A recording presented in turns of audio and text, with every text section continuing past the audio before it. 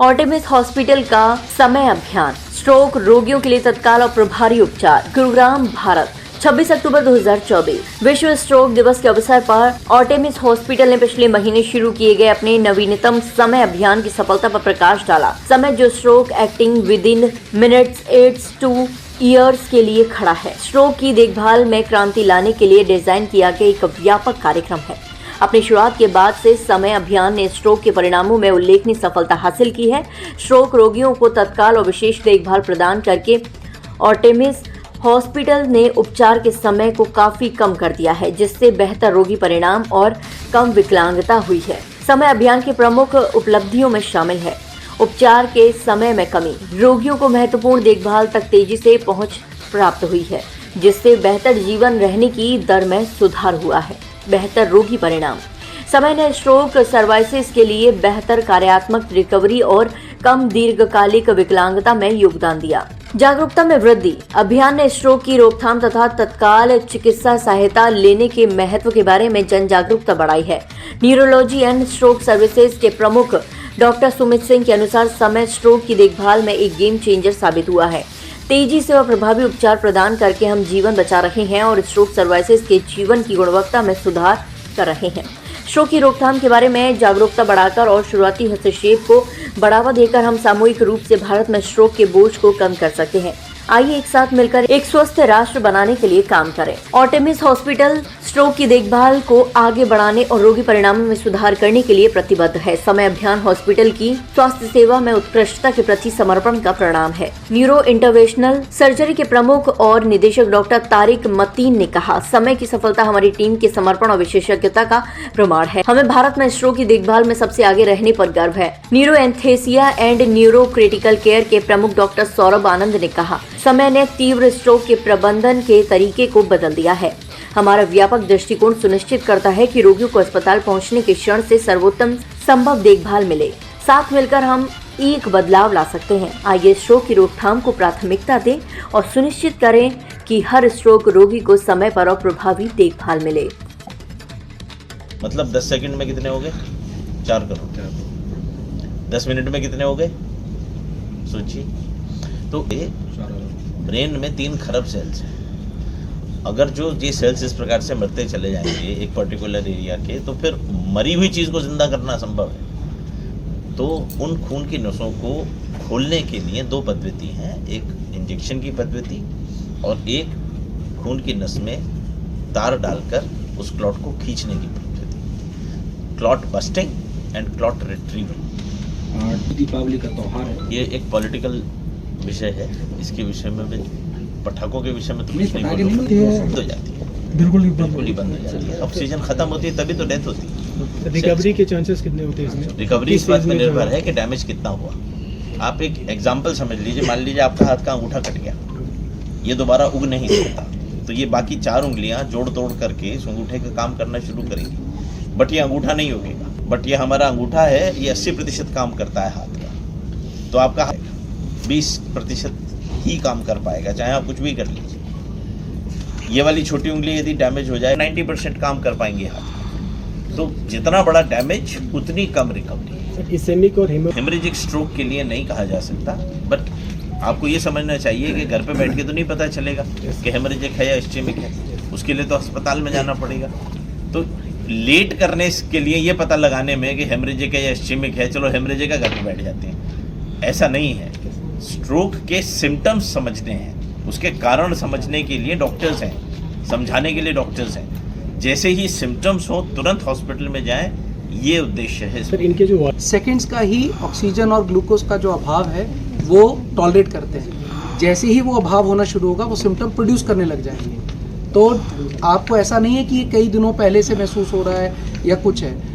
जब भी ये हो सकता है कि हाँ वो कुछ क्षणों के लिए रहें और फिर वो सिम्टम खुद ब खुद ठीक हो गए, मगर आपको उतना ही सीरियस उन पलों के लिए भी होना है, उन लक्षणों के लिए भी होना है। इंसान को जैसे छोटे हार्ट अटैक, जिसको हम एंजाइना का पेन कहते हैं, उसके लिए भी उतना ही सीरियस होना चाहिए जितना बड़े हार्ट अटैक, क्योंकि जब बड़ा डैमेज होने से प्रिवेंट करना है हमें, तो वैसे ही बड़ा ब्रेन अटैक, बड़ा स्ट्रोक जिसको बोलते हैं, उसको प्रिवेंट करना है तो आपको इन हल्के फुल्के लक्षणों को भी इग्नोर नहीं करना है। जैसे ही सबने बताया कि जो बी फास्ट हर बार हम जब भी आपको बुलाते हैं, लक्षण समझाते हैं कि कोई भी न्यू ऑनसेट बैलेंस की प्रॉब्लम, आइज की बताई डबल विजन या वो गया, एक आंख से ना दिखना, फेस पे टेढ़ापन या एक हाथ का या पाँव का ना चलना, ठीक है, स्पीच माने ज़ुबान का लड़खड़ाना, एकदम बहुत कंट्रोल नहीं करना, शुगर का कंट्रोल, कोलेस्ट्रॉल का कंट्रोल।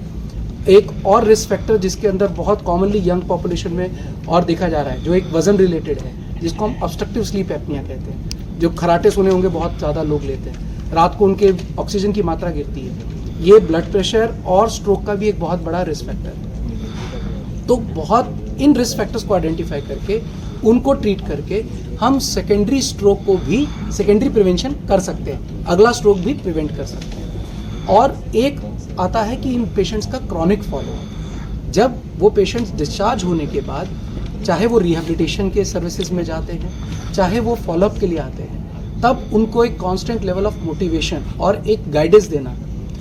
हम हमेशा बताते हैं कि स्ट्रोक की रिकवरी कुदरती हो। अंग्रेजी को थोड़ा सा हिंदी रूपांतर कर दिया, तो टाइम इज़ ब्रेन ये बोला जाता है सारे विश्व में कि जब भी स्ट्रोक है तो आपको एक भी सेकंड वेस्ट नहीं करना है, जल्दी से जल्दी किसी हॉस्पिटल में जाना है ताकि इलाज जल्दी से जल्दी शुरू हो सके। तो उस टाइम को हमने समय में कन्वर्ट कर दिया और एक निमोनिक बनाया कि समय इज़ इक्विवेलेंट टू टाइम। तो stroke acute management adds years, साल जुड़ जाते हैं, ये है समय का प्रोग्राम। क्या कारण, लक्षण क्या है सर? अर्चना ने अभी बताया आपको, मुंह का टेढ़ा होना या मुंह का सुन्न होना, शरीर का एक साइड काम ना करना या सुन्न हो जाना, बहुत तेज चक्कर आना, ऐसा लगना कि बहुत, इसमें ऐसा लगे कि सर फट गया है, डबल विजन या इम्बैलेंस, ये 5 या 6 मुख्य लक्षण होते हैं स्ट्रोक के। इसका कारण 2 प्रकार से समझ सकते हैं। एक तो ये कि ये बॉडी में क्या हो रहा है जिसकी वजह से स्ट्रोक हुआ, तो कोई खून की नस बंद होने की वजह से होता है स्ट्रोक, जिसे इस्चेमिक स्ट्रोक बोलते हैं, और नस फटने से स्ट्रोक होता है जिसे हेमरेजिक स्ट्रोक बोलते हैं। यदि कारणों का विषय समझा जाए तो कोई एक कारण नहीं है जिसके ऊपर हम लेबल लगा सकते हैं कि इसकी वजह से स्ट्रोक हो गया।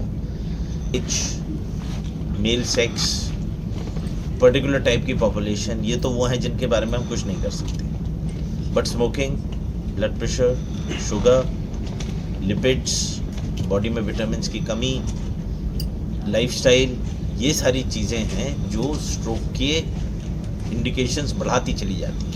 लीजिए तो रिस्क होने का, स्ट्रोक का रिस्क होने के चांस यदि 2% है, तो अगर जो वो रिस्क के साथ में ब्लड प्रेशर भी जुड़ जाता है तो वो 10% हो जाती है। उसके साथ में यदि स्मोकिंग जुड़ जाती है वो 20% हो जाता है। तो ये मल्टीप्लाई होते चले जाते हैं जैसे जैसे ज़्यादा रिस्क फैक्टर्स जुड़ते चले जाते हैं। बिल्कुल आप सही कह रहे हैं, यंग में बहुत ज़्यादा हो रहा है, और ये कुछ हमने ऑब्जर्व किया है कि कोविड के बाद जो स्ट्रोक की एज है वो काफ़ी हद तक कम हुई है, स्ट्रोक खून की नस बंद होने के कारण और खून की नस फटने के कारण। जैसे मरते चले जा रहे हैं। एक जैसे हर छाती का दर्द हार्ट अटैक नहीं होता, मगर आप सतर्क रहते हैं कि हो सकता है ये हार्ट अटैक हो, आप इमरजेंसी जाके टेस्ट करा के ये देखते हैं। वैसे ही हर बी फास्ट स्ट्रोक नहीं, मगर एक इंसान अगर ये लक्षणों से जूझ रहा है तो उसको इमरजेंसी, अगर वो टाइम रहते करता है और वो स्ट्रोक है तो आप अपने ट्रीटमेंट ऑप्शंस को बढ़ा रहे हो। और अगर वो ब्लॉकेज के कारण है तो हमने सारे ट्रीटमेंट मोडालिटीज़ आपसे डिस्कस की। अगर, और एक और बड़ी चीज़ है, बहुत कॉमनली क्या प्रॉब्लम हम फेस करते हैं कि लोग इन लक्षणों में ये सोच के कि ये स्ट्रोक है एस्पिरिन खा लेते हैं सीधा।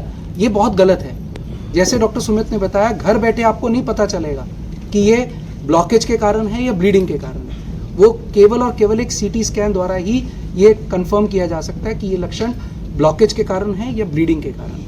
तो प्लीज घर, किसी को भी ये पता था कि इस प्रकार की पद्धति स्ट्रोक में भी उपलब्ध है तो कान में घास लगवा लेंगे या खरोड़े का जूस पिएंगे या कबूतर के खून की मालिश करवाएंगे, कुछ भी करेंगे, डॉक्टर के पास नहीं जाएंगे। तो ये अपन हो जाता है, उससे ठीक होने का चांसेस है? बिल्कुल होता है सर, बिल्कुल, बगैर ऑपरेशन का नहीं।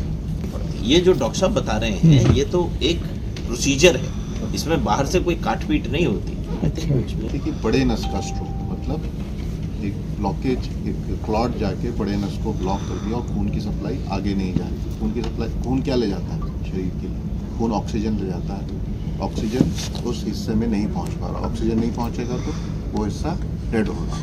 जितनी देर तक वो रिजर्व है तब तक वो अपने आप को सर्वाइव करने की कोशिश कर रहा है। हमें जितनी जल्दी हम उस क्लॉट को निकाल पाएंगे उतना ज़्यादा हम ब्रेन की टिश्यू को बचा पाएंगे। उसको निकालने के वहाँ पे दवा चली जाए और वो क्लॉट को घोल दे, लेकिन बड़ा क्लॉट होता तो दवा नहीं घोल पाती। तो उसका जो तरीका है वो ये कि उसके अंदर पैर की नस के ये सब नसें कनेक्टेड होती हैं एक दूसरे से। तो पैर की नस या हाथ की जो नस आर्टरी जिसे हम कहते हैं, आर्टीरियल सिस्टम बॉडी में शरीर में चारों तरफ फैला हुआ है, उसके रास्ते से हम ब्रेन की उस लोकेशन पे पहुंचते हैं जहाँ क्लॉट है। उसको आइडेंटिफाई करते हैं, इस हिस्से में ब्लॉकेज है। उस क्लॉट को ट्रैप करके उसको पकड़ के खींच के निकालते हैं, उसको बाहर निकाल। अगर हम इसकी हिस्ट्री देखें तो हमारे पास जो एविडेंस है ये 1983 में पहली बार ये अटेम्प्ट किया गया, क्योंकि बहुत सालों से ये चल रहा था कि बड़े नस का ये जो वर्ल्ड ओवर ये चीज़ चल रही थी कि बड़े नसों का जो स्ट्रोक है उसमें क्या किया जाए। जैसे मैंने अभी कुछ देर पहले बताया कि ये निराशावादी वाली स्थिति थी कि इस तरह के मरीज़ को छोड़ दिया जाता था अपनी नियति पे कि छोड़ दो भाई ये तो अब हो गया। तो 1983 में पहली बार इस तरह की पद्धति को ये किया गया, लेकिन वो सक्सेसफुल नहीं हो पाई क्योंकि उस वक्त इतनी टेक्नोलॉजी डेवलप नहीं हो पाई थी। हम 2010-11 से ये शुरू हमने किया था, लेकिन 2015 में स्ट्रोक एसोसिएशन ने इस चीज़ को एक्नॉलेज किया कि नहीं ये जो है इतना एविडेंसेस आ गया है कि इसको हमको मान्यता देने की ज़रूरत है, ये करने की आवश्यकता है। जो हाईएस्ट एविडेंस है वो दे दिया गया कि करना है इस तरह के, हम ब्रेन के टिश्यू को बचा सकते हैं। अब बड़ी नस के अलावा हम छोटी नसों में भी पहुंच रहे हैं। तो ये चीज़ें इवॉल्व करती जा रही हैं और आने वाले 2026 में जो स्ट्रोक गाइडलाइन, अभी जो 23 में गाइडलाइन आई उसके बाद एक 26 में जो गाइडलाइन आने का है उसमें और नई चीज़ें इंक्लूड हो जाएंगी। एक तो सक्सेस रेशियो क्या है और इसका बजट क्या है वो भी बता दीजिएगा। दो चीज़ें हैं। तो आज से 2 साल या 3 साल पहले हम 70 से 80% नस खोलने में कामयाबी का देते थे। अभी टेक्नोलॉजी इतनी इवॉल्व हो गई कि हम इसको अब 90% के आसपास हम बोलते हैं कि 90% टाइम हम नस खोलने में, मतलब जो ब्लॉकेज है उसको खोलने में कामयाब हों। ये ट्रांसलेट क्लिनिकल रिकवरी में कितना करेगा, मतलब कितने लोग इसमें रिकवर करेंगे। हर आदमी हो सकता है रिकवर ना करे, लेकिन फिर भी एक कंजर्वेटिव एस्टिमेट है कि अराउंड 70% ऑफ मरीज, 60 से 70% ऑफ द मरीज over a period of time, मतलब over a period of time हम जब कहते हैं तो कुछ इमीडिएटली भी, कुछ 3 महीने तक, जो 3 महीने तक के इसमें रिकवरी शो करते हैं और ये अपने इंडिपेंडेंट लाइफस्टाइल में वापस आ जाते हैं 60 से 70%। अब जहाँ तक कॉस्ट की बात है, ये डेफिनेटली एक कॉस्ट कैरी करता है। इस पर सरकार भी, इस पर हम लोग भी इस चीज़ के लिए अवेयर हैं कि एक कॉस्ट कैरी करता है। बट अगर एक मेल 50 ईयर ओल्ड मेल जो फैमिली का अर्निंग मेंबर है वो अगर डिसेबल हो जाता तो पूरी फैमिली फाइनेंशियली चैलेंज हो जाती है। वो अगर फाइनेंशियली वापस अपनी पोजीशन को गेन कर लेता है तो आप जो रिहैबिलिटेशन प्रोसेस है और जो इस तरह के प्रोसेस हैं वो बहुत ही ज़्यादा कॉस्ट कैरी करते हैं लॉन्ग टर्म। ठीक, तो प्रोसीजर वाइज अगर हम उस दोनों को कंपेयर करके देखें तो प्रोसीजर का कॉस्ट और रिहैबिलिटेशन कॉस्ट में लॉन्ग टर्म में बहुत ज़्यादा अंतर है। वो कॉस्ट काफ़ी ये मायने रखता है। अमूमन ये 3 से 4 लाख का प्रोसीजर कॉस्ट कैरी करता है। इंश्योरेंस में कवर है, और पैनल के पेशेंट्स में भी हम ऑफर देते हैं और वो करते हैं। इससे 25% ही बड़े क्लॉट्स या बड़े स्ट्रोक में उनमें फ़ायदा हो रहा था। 2015 में गाइडलाइन आई 2015 में कि क्या इस तरह की बड़े क्लॉट्स को, जहां एक निराशावाद का, निहिलिज्म का अप्रोच आ गया था कि इस तरह के स्ट्रोक तो रिहैबिलिटेशन में चले जाते हैं और ये मरीज़ जो है ज़िंदगी भर बेड पे पड़ा रहता है और इसका आगे जो है अब कभी फंक्शनली डिपेंडेंट नहीं हो सकता अगर बड़ा स्ट्रोक हो गया, और हमेशा से वो परिवार पे डिपेंडेंट हो जाता है, फाइनेंशियल लायबिलिटी हो जाता है। 2015 में इस बड़े स्ट्रोक को रिकवर कराने के लिए एक रेवोल्यूशनरी थेरेपी को अप्रूवल, जो पहले मोस्ट एविडेंस, मतलब क्लास 1 लेवल ऑफ एविडेंस है ये, मतलब किसी भी अगर इस तरह का पद्धति को इस तरह की मान्यता मिलती है, मतलब इसका करना ज़रूरी है। इस तरह के स्ट्रोक में इसका करना बिल्कुल ज़रूरी है। इस पद्धति में क्लॉट को निकाला जाता है पैर के रास्ते या हाथ के रास्ते, और स्पेशल तरह के कैथलैब्स होती हैं जिसे न्यूरो कैथलैब्स की जैसे लैब कहा जाता है। तो जब हम ये बात करते हैं इस तरह के बड़े वेसल स्ट्रोक का, तो अब हमारे पास एक शब्द आता है कॉम्प्रिहेंसिव स्ट्रोक सेंटर। कहाँ ये अवेलेबल? ये एक कॉम्प्रिहेंसिव स्ट्रोक सेंटर, ये हर जगह अवेलेबल। इनफैक्ट हम क्लॉट लाइटिक दवा की बात करते हैं ना, तो वो भी हर जगह अवेलेबल नहीं। अनफॉर्चुनेटली हम अभी क्लॉट लाइटिक दवा जो है वो 2 से 3% ही पॉपुलेशन में जिन लोगों को स्ट्रोक केयर की ज़रूरत है। इसका मतलब सारे लोग जो उस पेशेंट को बचाने के लिए लगते हैं, एक पूरी टीम लगती है। उस टीम में न्यूरो एनेस्थीसिया और न्यूरो क्रिटिकल केयर एक तरह से आप कह सकते हैं कि सेंटर में रहते हैं। हम सबके साथ काम कर रहे हैं। जैसे ही पेशेंट अराइव होता है ER के अंदर, उसके स्ट्रोक किस तरीके का हुआ है, जैसे डॉक्टर तारिक ने बोला बड़े वेसल का स्ट्रोक हुआ है या किसी छोटे वेसल का स्ट्रोक हुआ, उसको करने के लिए सबसे पहले MRI की ज़रूरत पड़ती है। जब MRI के लिए जाते हैं तो ऐसे पेशेंट्स चूँकि अपने होशो हवास में नहीं होते हैं, तो उनको सिडेशन लगता है, सुलाने की ज़रूरत पड़ती है कि ताकि वो अपनी गर्दन ना हिलाएं उस MRI के अंदर और उनकी इमेजिंग ठीक से आ सके। तो वहाँ से ही एनेस्थीसिया या न्यूरो एनेस्थीसिया या न्यूरो क्रिटिकल केयर टीम का काम शुरू हो जाता है। वहाँ से जब वो उसको सुलाते हैं तो वो ये भी ख्याल रखते हैं कि वो सुलाने की दवाई ज़्यादा ना हो, ताकि उसका असेसमेंट भी हो सके। और प्लस वो ऐसी अगर सिचुएशन में है कि वो अपनी ही बलगम को अगर अपनी छाती में ले जाएं, तो उस टाइम पे कई सारी चीज़ें ख़राब हो सकती हैं। प्लस जिस तरीके के ये पेशेंट होते हैं, ये एक उम्र दराज पेशेंट की बीमारी है। वैसे आजकल के टाइम में यंग स्ट्रोक भी आने लगे हैं। बार वो ऐसी सिचुएशन में होते हैं कि उनको ट्यूब डाल के वेंटिलेटर पे डाल के ही MRI से शुरुआत होती है। फिर वहाँ से हम ऐसे पेशेंट्स को अगर क्लॉट बस्टिंग के बाद इनको हमें, तो वहाँ पे भी न्यूरो एनेस्थीसिया की टीम वहीं पे रहती है।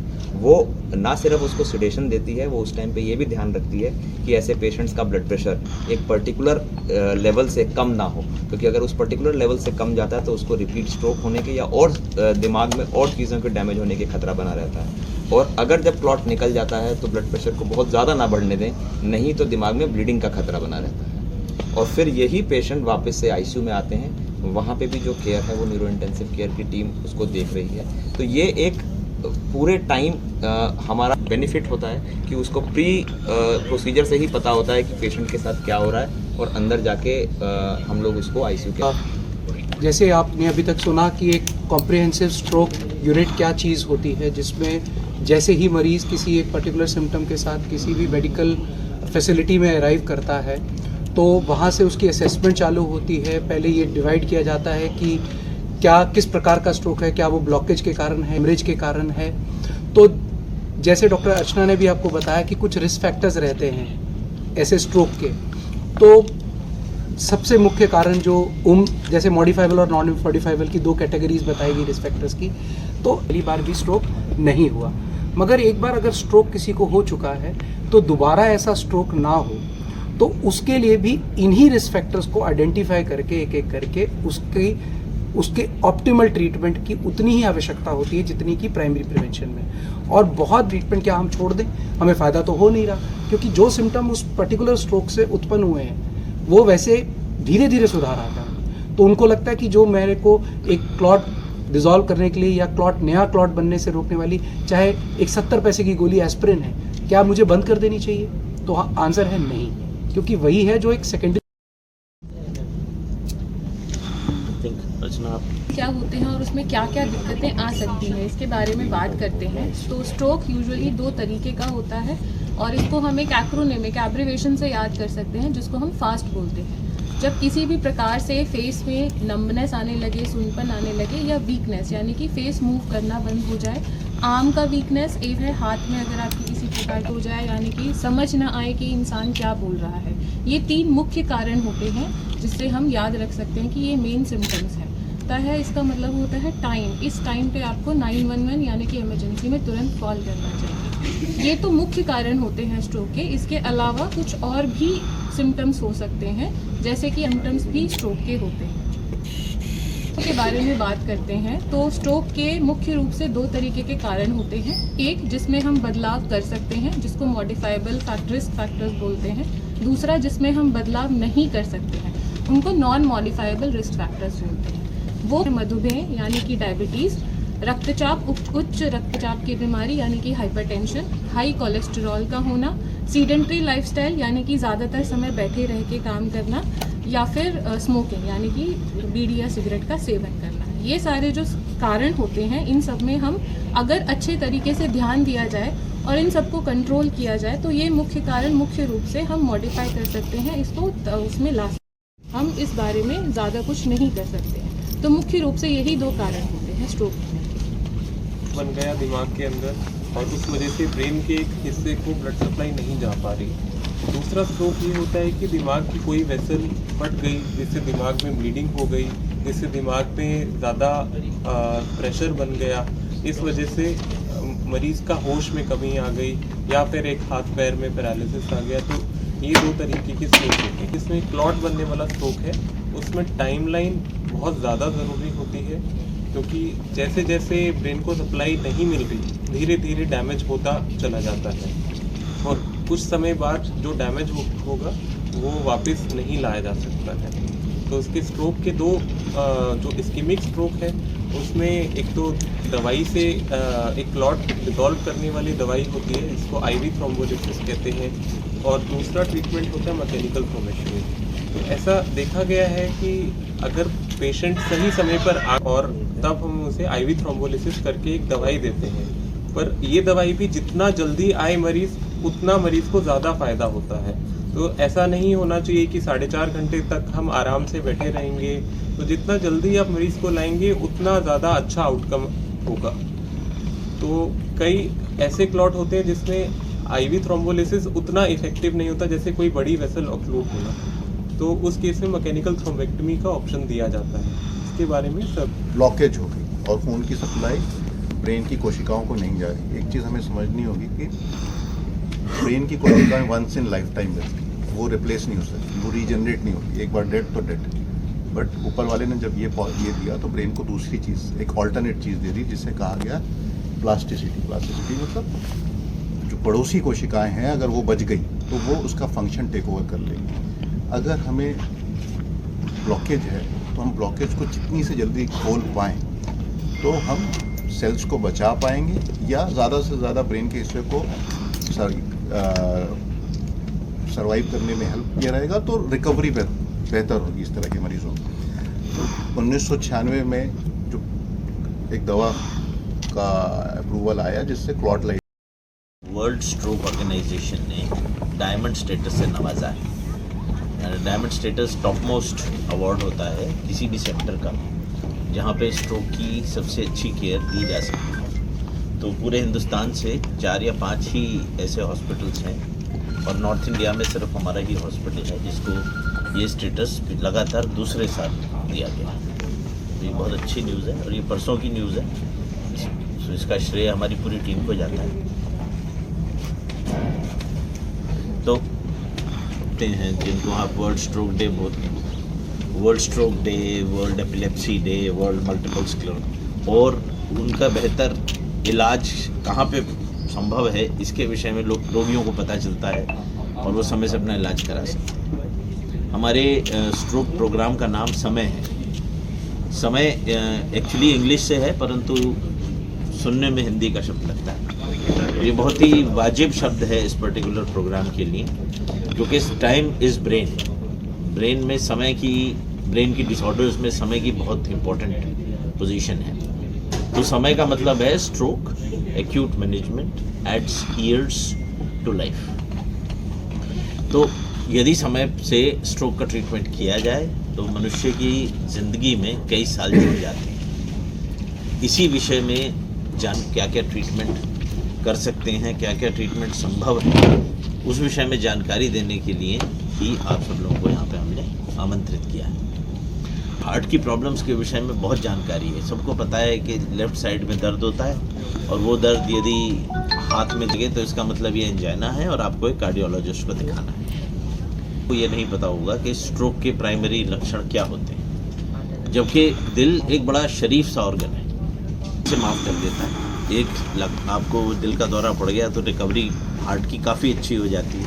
लाइफ थ्रेटनिंग वो चीज़ होती है लेकिन यूजुअली रिकवरी के बाद पेशेंट अपने ज़्यादातर काम ठीक से कर सकता है। परंतु यदि ब्रेन के कुछ सेल्स मर गए, कोई हिस्सा डैमेज हो गया स्ट्रोक की वजह से, तो उसकी रिकवरी संभव नहीं है। वो परमानेंट डैमेज होता है और यदि टाइम पे इलाज ना किया जाए तो जीवन भर के लिए मनुष्य अपंग हो जाता है। तो आप लोगों के माध्यम से हम जनसाधारण तक ये इन्फॉर्मेशन पहुँचाना चाहते हैं यदि उनको स्ट्रोक के वो लक्षण पता चलें तो इमीडिएटली किसी हॉस्पिटल में जाएं, क्योंकि स्ट्रोक का इलाज घर में या किसी ओपीडी में या क्लिनिक में संभव नहीं है।